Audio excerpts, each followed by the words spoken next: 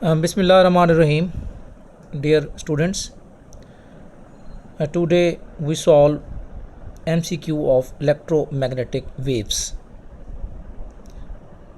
Electromagnetic wave से पहले आप एक थोड़ा सा चार्ट, जो जाहिर सी बात है आपको याद होता है, लेकिन फिर भी मैं करवा दूं क्योंकि इसी की बुनियाद पे हमने सारा यहाँ पे काम करना है। तो ये जनरल आइडिया दे रहा हूँ।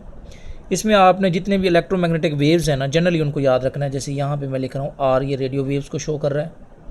उसके बाद यहाँ पे माइक्रोवेव्स आ जाएंगी और यहाँ पे आई आर, इंफ्रा रेड, ये रेड से नीचे वाली, फिर रेड यानी यहाँ से यहाँ तक ये विजिबल रीजन आ गया, यानी यहाँ violet, indigo, blue, green, orange, yellow और रेड, ये वेवगाइड रीजन है। ठीक है। फिर वायलेट से ऊपर वाला यूवी, अल्ट्रा वायलेट। ठीक हो गया। नेक्स्ट आप एक्स रेज ले लेंगे और यहाँ पे गैमा रेज। अब ये कुछ जो आपने लिखी है इनको याद कैसे रखेंगे कि इधर जाते हुए यानी रेडियो वेव से गैमा रेज की तरफ जाते हुए एनर्जी भी बढ़ेगी और फ्रीक्वेंसी भी बढ़ेगी, लेकिन गैमा रेज से रेडियो वेव्स की तरफ जाते हुए लैम्डा बढ़ेगा, यानी यहाँ लैम्डा छोटा, यहाँ लैम्डा और बड़ा हो जाएगा, तो यहाँ लैम्डा और बड़ा हो जाएगा। इसका मतलब इधर जाते हुए लैम्डा और बढ़ता जाएगा। इस बुनियाद पे आपसे जो भी क्वेश्चन पूछ लिया जाए उसका आप आंसर बता सकते हैं। Select the correct statement. Ultraviolet has longer wavelength जी दैन इंफ्रारेड। अब देख लें आप, ये अल्ट्रा वायलेट है और ये जो है ना इंफ्रारेड है। उसने कहा करेक्ट स्टेटमेंट। अब यहाँ पे नज़र आ रहा है कि अल्ट्रा वायलेट जो है उसकी लैम्डा कम है, इसका ज़्यादा। ये नहीं हो सकता। इस तरह के क्वेश्चन में मजबूरी ये होती है कि आपको एक एक करके सारे क्रॉस करने होते हैं। ए पॉसिबल नहीं है। B, blue light has higher frequency than X rays. नज़र आ रहा है कि एक्स की फ्रीक्वेंसी ज़्यादा है, इधर जाते हुए फ्रीक्वेंसी बढ़ रही है, और ब्लू की कम है। ये भी नहीं हो सकता। C option, radio wave have higher frequency than gamma rays. Radio की ये देखें यहाँ पे है, इसकी फ्रीक्वेंसी कम है और इसकी सबसे ज़्यादा है, इसलिए ये भी पॉसिबल नहीं है। D option, gamma rays have higher frequency than infrared. Yes, इधर फ्रीक्वेंसी ज़्यादा है और ये इंफ्रारेड है, तो इधर फ्रीक्वेंसी कम है, तो ये डी ऑप्शन होगा। 3 ऑप्शन आप क्रॉस कर देंगे। उम्मीद है कि ये पॉइंट आपको समझ आ गया होगा। नेक्स्ट, ये चार्ट याद हो तो आप सारा कुछ बता सकते हैं। एनर्जी, फ्रीक्वेंसी और लैम्डा कंपैरिजन में आपने याद रखना है इसको जी। नेक्स्ट देखें। उसके बाद हम करेंगे third, the order of increasing wavelength for blue यानी B, green G, red R and yellow Y. इनके हिसाब से बताएं। क्या बताना है? इंक्रीजिंग वेवलेंथ के हिसाब से आप ये बताएंगे, तो इसका मतलब है ब्लू की सबसे कम होती है। यहाँ से देख लें, इधर जाते हुए वेवलेंथ इंक्रीज़ हो रही है। ब्लू के बाद ये जो 4 गिवन है, फिर ग्रीन है और फिर येलो और फिर रेड की सबसे ग्रेटर होगी। ऐसे आप इसको जो है ना वो बनाएंगे। तो कोई भी 4 ऑप्शन दी जा सकती हैं। यहाँ बी, जी, आर और वाई से उसने 4 चीज़ें दी थी, तो बी आएगा, फिर जी आएगा, फिर वाई आएगा, फिर आर आएगा जी। नेक्स्ट पे चलते हैं। फोर्थ क्या है जी? Fourth, one of the following human eyes are sensitive to green light. Next देखते हैं। 5, which of the following is not true for electromagnetic waves. तो इलेक्ट्रोमैग्नेटिक वेव्स के बारे में कौन सी चीज़ ट्रू नहीं है? They consist of changing electric and magnetic field. यही तो मेन उसका पॉइंट है। एनर्जी भी ट्रांसपोर्ट करेंगी, मोमेंटम भी ट्रांसपोर्ट करेंगी। ठीक है। और they can be electromagnetic waves हैं। बी क्या है? दे travel at different speed in vacuum depending on their frequency. Vacuum के अंदर स्पीड क्या होगी? सेम होगी। हाँ, मीडियम चेंज करेंगे तो फिर हम बात कर सकते हैं, तो इसलिए ये तो किसी भी वे से पॉसिबल नहीं है जी। नेक्स्ट, उसके बाद हम आ जाते हैं क्वेश्चन नंबर 6 पे। The following product mu not epsilon naught, mu naught has the same unit जी। ये फार्मूला आपने पढ़ा होगा, C = 1/√μ mu not epsilon naught. अब इसको जिस वे से भी वो पूछ ले, दोनों साइड्स पे आप स्केयर ले लें, तो फिर सी का square equal to 1 over mu not epsilon not. तो फिर म्यू नॉट एप्सिलॉन नॉट ये किस चीज़ की इक्वल आ जाएगा, 1 ओवर सी स्केयर या 1 ओवर स्पीड का स्केयर, 1 ओवर स्पीड का स्केयर डी। ये देखिए 1 ओवर वेलोसिटी का स्केयर, ये आ गया, ये इसका आंसर है जी। नेक्स्ट, उसके बाद सातवां, Maxwell equation predict that speed of electromagnetic waves in free space is given by जी। सी किस चीज़ की इक्वल था, ये इस चीज़ के 1 over mu not epsilon not under root, ये वाला ऑप्शन है, ये इसीलिए सी के साथ अटैच है। एक फार्मूला याद रखना है, उसको आगे पीछे करके वो दे सकते हैं जी। नेक्स्ट, उसके बाद है आप 8वां देख लें चाहे, Maxwell equations predict that speed of light in free space is जी, free space is, Maxwell equation predict that speed of light in free space is. अब speed of light in free space is increasing as a function of frequency, decreasing as a function of frequency जी, independent of frequency. तो जाहिर सी बात है, अभी मैं बता रहा था कि जो v है वो डिपेंड करता है मीडियम पे। ये जो रिफ्रैक्टिव इंडेक्स का आप फार्मूला लेते हैं ना, c ओवर v, तो इसका मतलब है v जो है वो किस पे डिपेंड कर रहा है, मीडियम पे। मीडियम चेंज होगा तो v चेंज होगा, वरना आपने कोई और बात नहीं करी। Speed of light in free space, free space में तो मीडियम ही कोई नहीं है, खुद फ्री स्पेस जो है ना, इसलिए वहाँ पे इंडिपेंडेंट ऑफ फ्रीक्वेंसी। फ्रीक्वेंसी का मतलब है जिस सोर्स से वो आ रही है, अगर वो सोर्स चेंज होगा तो फ्रीक्वेंसी चेंज होगी। v और f का उसके अंदर कोई ताल्लुक नहीं है। क्लियर होगी ये बात। नेक्स्ट पे चलते हैं। 9th, speed of light in vacuum. अब देखें, वैल्यू तो हर किसी को याद है, सम टाइम ये होता है कि इस वैल्यू को वो घुमा फिरा के लिख देते हैं, ऐसे नहीं लिखेंगे। यहाँ पे उन्होंने क्या कर दिया, 10⁻10 कर दिया, और मीटर की जगह क्या लिख दिया, सेंटीमीटर पर सेकेंड। तो ये जल्दी में नहीं करना, थोड़ा सा देख लेना है इसको, 3×10 सेंटीमीटर पर सेकेंड जी जनाब। नेक्स्ट पे चलते हैं। 10वां, सन, ये डिस्टेंस है, time of flight to travel the distance is about जी। फार्मूला आपको गिवन है कि C equal to distance over time, तो टाइम क्या आ जाएगा, डिस्टेंस ओवर सी, टाइम आ जाएगा डिस्टेंस ओवर सी, यानी डी ओवर वी। डिस्टेंस कितना है, 1.5, इसको आप 15 लिख लें। ये ट्रिक तो आप बार बार यूज़ करके सीख चुके हैं, और ये 10⁻10 आ जाएगा, और नीचे 3×10⁸। देखें सॉल्व करना आसान हो गया है। तो ये आ जाएगा 5, ये ऊपर जाएगा, तो आपके पास आंसर आ जाएगा 5 10⁻, ये -8 में से 2 निकाल दें तो ओनली 2, या 500 या 5 10⁻², ये इतने सेकंड्स आना चाहिए, यानी 500 सेकंड्स। अगर मिनट्स में तकसीम करते हैं तो 60 पे डिवाइड करें, तो ये ऑलमोस्ट 6 को 50 पे ऑलमोस्ट 8 मिनट्स आ जाएंगे, 8 मिनट्स जी। तो ये देखें 8 मिनट्स का आंसर है। ये भी आ सकता है आंसर, ये भी आ सकता है, इसको आवर्स में भी आप कन्वर्ट कर सकते हैं। असल क्या है, ये सिंपल सा फार्मूला है, ठीक है। T equal to D over V, V की जगह आप क्या पुट करेंगे, स्पीड ऑफ लाइट जी जनाब। बहुत आसान से MCQ हैं। नेक्स्ट, उसके बाद हम चलते हैं जी, सपोज कर लें 12 पे आ जाएं। Again, which of the following type of electromagnetic radiation travel at greater speed in vacuum जी। वैक्यूम के अंदर अभी बता रहा था, पहले भी 3 किए हैं कि all these travel at same speed, बात ही ख़त्म हो गई। नेक्स्ट पे चलते हैं।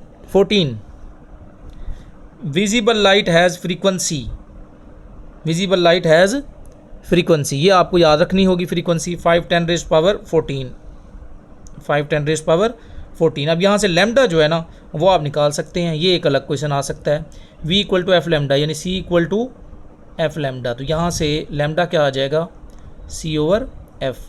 c की वैल्यू है 3×10⁸, और उसको आप डिवाइड कर देंगे 5×10⁻14। कैसे सॉल्व करेंगे, इस 8 को आप 7 कर दें तो ये 30 बन जाएगा, और यहाँ आ जाएगा 6, तो लैम्डा आ जाएगा 6, ये 14 ऊपर जाएगा तो -14, तो ये बच जाएगा 6×10⁻7। और अगर नैनोमीटर में लिखेंगे तो ये आ जाएगा ऑलमोस्ट 610⁻9 या नैनोमीटर। ये देखें ये एक दूसरा वे है इसको सॉल्व, ये भी पूछा जा सकता है, ये भी आ सकता है, ये भी आ सकता है, ये भी आ सकता है। ये सारे क्वेश्चन एक दूसरे के साथ लिंक्ड हैं जी। नेक्स्ट 17 रेडियो वेव्स देखें। अब वेवलेंथ दी हुई है, फ्रीक्वेंसी खुद मेजर करें। अभी फार्मूला हमने लिखा था, उसी फार्मूले को अभी यूज़ करें। कौन सा फार्मूला था? v equal to F lambda, तो एफ क्या आ जाएगा? c over lambda. f equal to c over lambda ji.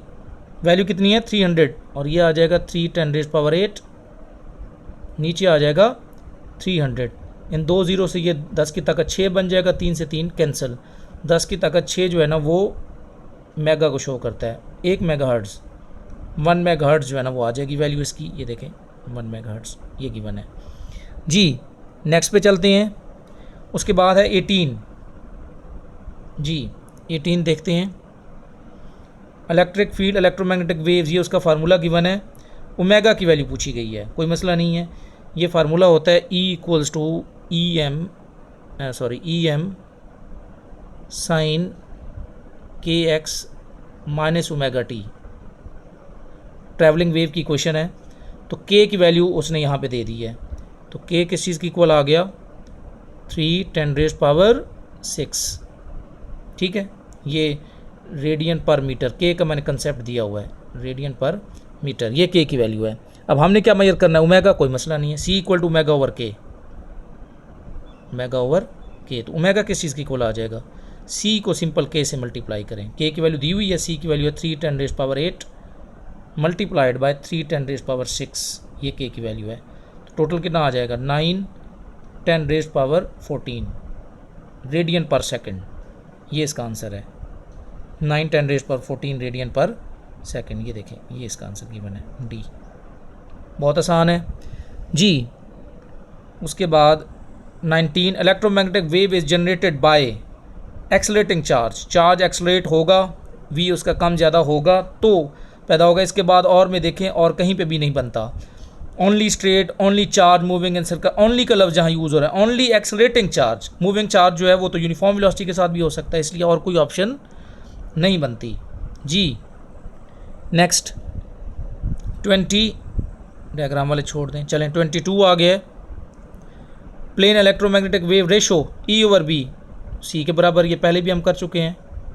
Speed of light के बराबर, E over B equal to C जी। 26 जी। 26 ये देखें, E की वैल्यू गिवन है। उसके बाद मैग्नेटिक फील्ड पूछिए, अभी फार्मूला लिखा था E over B equal to C, E over B equal to C। तो यहाँ से B किस चीज़ की इक्वल आ जाएगा? E over C। तो E की वैल्यू है 100 और C की वैल्यू है 3 10⁸। ठीक है, तो आप इसको ऊपर ले जाएं और 100 को 3 पे डिवाइड कर दें। 100 को 3 पे करेंगे तो इसका आंसर आ जाएगा 33.3, और ये 10⁸, ये 10⁻⁸ बन गया। ठीक है, तो देखते हैं हमारा आंसर कौन सा बनता है। इसमें अगर मैं इसको -7 करता हूँ तो ये 3.33 आ जाएगा, यानी 3.33 10⁻⁷। ये भी आंसर बन सकता है, ये भी। और हमें कौन सा गिवन है? ये वाला 3.33 10⁻⁷ जी। देखिए, बहुत सी आसान सी चीज़ें जो है ना यहाँ पे गिवन है। 2-3 डिफरेंट फार्मूलाज हैं जिससे हम ये सारी चीज़ें इजीली कवर कर सकते हैं जी। अब हम चलते हैं नेक्स्ट पे, और अब थोड़ा सा यहाँ बात होगी पॉइंटिंग वेक्टर से रिलेटेड जी। 27 में देखें क्या है? E cross B direction of wave propagation. ठीक है, ये डायग्राम से मैंने वहाँ समझाया हुआ है, वो आप देख सकते हैं जी। 28 ये पॉइंटिंग वेक्टर की क्वेश्चन है। S equals to 1 over mu naught E cross B, cross product है। तो ये बेसिकली क्या देता है? Energy flow rate, energy flow rate जी, एनर्जी फ्लो रेट। तो वो क्या होता है कि एनर्जी डिवाइडेड बाय टाइम, यानी पावर डिवाइडेड पर यूनिट एरिया जी। एनर्जी डिवाइडेड बाय टाइम यानी पावर डिवाइडेड बाय एरिया, तो क्या बनेगा वाट पर मीटर स्क्वायर। अब यहाँ से मेजर करने की ज़रूरत नहीं है, अब डायरेक्ट देखेंगे तो क्या बनेगा वाट पर मीटर स्क्वायर। जी 29 time average energy in sinusoidal electromagnetic wave is. जी ये क्या देगा, अब ये याद रखिएगा कि मैग्नीट्यूड ऑफ ये जो आपके पास ये आपको देगा average Poynting vector. Electromagnetic waves जो हैं इनकी जो ये क्या देगा एवरेज पॉइंटिंग वेक्टर हमें क्या देता है इंटेंसिटी। इसीलिए अगर आप इसका फार्मूला भी लिखना चाहें तो वो सारे का सारा लिख सकते हैं, मैं यहाँ जनरल लिख देता हूँ। इंटेंसिटी इक्वल टू एस, ये एवरेज पॉइंटिंग वेक्टर, ये आपको क्या देगा E M B M divided by 2 mu not. ठीक है, तो ये चीज़ है equally divided between electric and magnetic field. तो इसके और भी फार्मूलाज हैं, मैंने डायरेक्ट लेके आपको ये समझाने की कोशिश की है कि इसका यहाँ पे क्या मतलब है। चलें जी नेक्स्ट पे चलते हैं। जी उसके बाद हम आ जाते हैं 30, सपोज कर लेंगे अगर हम यहाँ पे सॉल्व करना चाहें 32 को, ये पॉइंटिंग वेक्टर से रिलेटेड ही चीज़ें होंगी। Energy at a rate of 100 watt, power given है, ये इंटेंसिटी 10 मीटर आर गिवन है। अब ये सपोज कर लें एक सोर्स है ना, यहाँ से जब ये रेडिएशन यहाँ पे निकल रही हैं तो ये एरिया सपोज कर लें। ठीक है, तो ये जो सरफेस एरिया है इसका फार्मूला क्या होता है वो हमें याद रखना होगा। सरफेस एरिया का फार्मूला होगा 4 पाई आर। जी तो इंटेंसिटी कैसे आएगी, power divided by area. Power कितनी गिवन है 100 वाट, जी डिवाइडेड बाई 4 पाई की वैल्यू है 3.14 और आर की वैल्यू है 10। ठीक है, इससे हम इसको सॉल्व करेंगे और देखते हैं कि हमारा आंसर क्या बनता है। आप यहाँ 4 को 3 से ज़रब दे दें 12, 100 को 12 पे आप तकसीम करें और ये 10 जो है ना ऊपर जाके 10 रेज़ पर -1 बन जाएगा। तो ये ऑलमोस्ट 8 पॉइंट समथिंग आ जाएगा, 10 रेज़ पर -1, तो यह आ जाएगा 0.8 समथिंग। ये इसका आंसर है 0.100 डिवाइडेड बाई 4 को 3 से 12। जी तो इस वजह से आप इसको सॉल्व करें तो ये इसका आंसर बनेगा। चलें जी चेक कर लें आप, ये वाला बनेगा 0.08 वाट पर मीटर स्क्वायर। जी ये आएगा सॉरी 4 पाई आर का स्क्वायर, सॉरी ये मैं दोबारा करेक्ट करवा दूँ, 4 पाई आर का स्क्वायर, यानी इंटेंसिटी जो है वो आपको मिलेगी पावर डिवाइडेड बाई एरिया, यानी पावर की जो भी वैल्यू है यहाँ आ जाएगा 4 पाई आर का स्क्वायर यानी 100, ये ऐसे आएगा। ठीक है, इसको आप ऐसे भी कर सकते हैं, 100 से 100 कैंसिल कर दें तो ये 1/12। ठीक है, तो अभी आपने देखा था कि अगर ऊपर 100 हो तो 0.8 आ रहा था, तो ये आ जाएगा 0.08। ये इसका आंसर है 4 पाई आर का स्क्वायर, ये इसलिए मैंने यहाँ पे 100 लिखा है। चलें जी नेक्स्ट देखते हैं 36 सॉल्व करते हैं। 36 जी sinusoidal electromagnetic wave electric field given है, incident normally on the surface area given है सेंटीमीटर स्क्वायर में, एनर्जी एब्जॉर्ब इन 10 सेकेंड ये गिवन है। इसका मतलब है यहाँ पर भी जो मेन चीज़ है वो क्या गिवन है कि हमने इंटेंसिटी मेजर करनी है। अगर हम इंटेंसिटी मेजर कर लें तो फिर हम अगली चीज़ जो है ना वो बता सकते हैं, और इंटेंसिटी जो है ना उसका आप फार्मूला लिखेंगे। जी 2-3 तरीके हैं इंटेंसिटी को, इंटेंसिटी इक्वल्स टू, ये मैं फार्मूला लिख रहा हूँ, ये आपको याद होना चाहिए, 1/2 एप्सिलॉन नॉट सी ई का स्क्वायर। ये जो मैंने ये फार्मूला लिखा था ना E maximum B maximum divided by 2 mu not, ये से भी सॉल्व कर सकते हैं। अगर सिर्फ इलेक्ट्रिक फील्ड गिवन है तो फिर इंटेंसिटी का ये फार्मूला, 4 या 5 फार्मूला इकट्ठे लिखे हुए हैं, ये सारे आपको याद होने चाहिए। लेकिन देखिए मैं इसको शॉर्टकट वे से कैसे करूँगा। 1/2 एप्सिलॉन नॉट को आप 8.85 को 9 लिख लें, 10⁻⁻12 और c की वैल्यू लिखेंगे 3 10⁻8। e का स्केयर 100 का स्केयर कितना बनेगा 10⁻4। 8 और 4 12 और ये -12, ये कैंसिल हो गए। 9 और 3 27, 27 को 2 पे तकसीम करें, तकरीबन 26 या कुछ है, तो ये आलमोस्ट कितना बन जाएगा 13। ये आई की वैल्यू आ गई। ठीक है, देख लें 10 सेकंड्स के अंदर अंदर ही सॉल्व हो गया।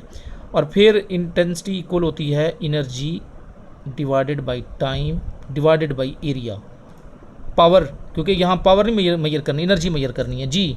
तो यहाँ से आप एनर्जी का फार्मूला निकालें तो एनर्जी जो है वो इक्वल आ जाएगी intensity multiplied by time multiplied by area. Intensity 13 है, टाइम जो है वो 10 सेकेंड्स है, और एरिया 1 सेंटीमीटर स्क्वायर है, यानी 10⁻⁻4 मीटर स्क्वायर। चलें जी, इस ज़ीरो से यहाँ 10⁻³ आ गया। 13 10⁻³ जी, 13 10⁻³ बी ऑप्शन 13 मिली जूल। ठीक हो गया। तो देखें ये इतना मुश्किल नहीं है, आप सॉल्व कर सकते हैं। नेक्स्ट, ये एक और न्यूमेरिकल फॉर्म में आ गया जी। लाइट इंटेंसिटी गिवन है, normally on the surface completely absorb radiation pressure. अब ये रेडिएशन प्रेशर का मैं फार्मूला लिख रहा हूँ, 1/a dp/dt, ये रेडिएशन प्रेशर का फार्मूला है, यानी rp रेडिएशन प्रेशर का फार्मूला है। किस चीज़ की इक्वल होता है, इसको आप मेजर कर सकते हैं, पॉइंटिंग यानी एवरेज पॉइंटिंग, ये intensity divided by c, intensity divided by c जी। अब आप बताएं कि आपके पास इंटेंसिटी जो है ना वो कितनी गिवन है, 1 किलोवाट यानी 1000। ठीक है, ये यहाँ पे आ गया। और नीचे आप लिखेंगे 3 10⁻8 10⁻8 जी जनाब। ये ऊपर जाके इन 3 ज़ीरो में से ये बच जाएगा।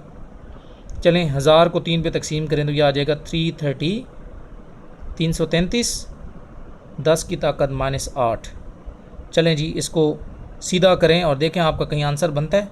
ये देख लें डी ऑप्शन, इसको मैं लिख सकता हूँ ऐसे 3.33 10⁻6, ये -6 कर दूँगा इसको और ये यहाँ पे पॉइंट ले आऊँगा, तो ये देखें आपका आंसर 3.33 10⁻6 डी। तो इस वजह से आप इसको सॉल्व कर सकते हैं। तो उम्मीद है कि ये जो क्वेश्चंस थे इलेक्ट्रोमैग्नेटिक वेव से रिलेटेड, फार्मूलाज आप समरी से याद कर लें, और जो कंसेप्ट है वो मैंने दे दिए हैं, और शॉर्ट विदाउट कैलकुलेटर कैसे सॉल्व करना है उसकी ट्रिक हम पहले भी सीख रहे थे, और बेटर वे से आप सीख सकते हैं। उम्मीद है कि ये क्वेश्चंस या लेक्चर आपको समझ आ गया होगा। चलें जी, ओके, अल्लाह हाफिज़।